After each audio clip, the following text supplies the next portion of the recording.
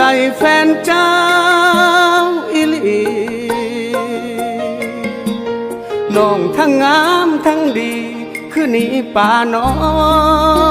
งปล่อยให้เจ้าเป็นสาวมือสองอายเห็นน้ำตาน้องต้องมาเสียดายมีของดีบ่ฮู้รักษาเจ้าคือถิ่นคือป่าบ่รักษาไว้อายมาเห็นจึงเป็นคนผัวใจถึงแม่น้องผ่านสายแต่อายบ่แค่มันบ่เจือนคือตะฟังเซมันบ่เพคือดังคันแท้อายสิเอาหักแท้แส่ให้กินเรื่องผ่านสายอายบ่ถือสาอยู่ที่ว่าเฮาเข้าใจกันมาร่วมใจสร้างฝันให้มันห่างนี้ต่อไปนี้มีใครและเจ้าเรื่องแฟนเก่าอย่าเอาใส่ใจ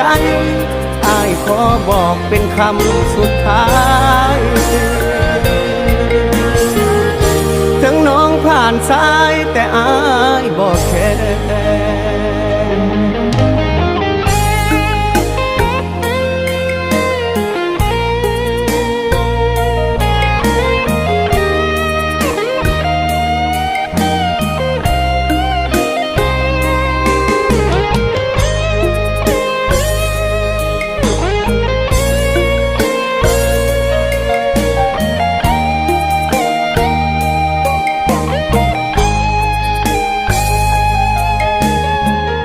ของดีบ่ฮู้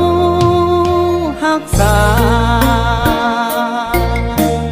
เจ้าคือถิ่นคือป่าบ่รักษาไว้อายมาเห็นจึงเป็นคนผัวใจถึงแม่น้องผ่านสายแต่อายบ่แค่มันบ่เจือนคือตะฟังเซมันบ่เพคือดังคันแท้อายสิเอาหักแท้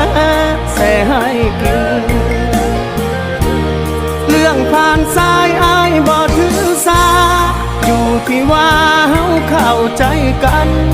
มาร่วมใจสร้างฝันให้มันห่างนี้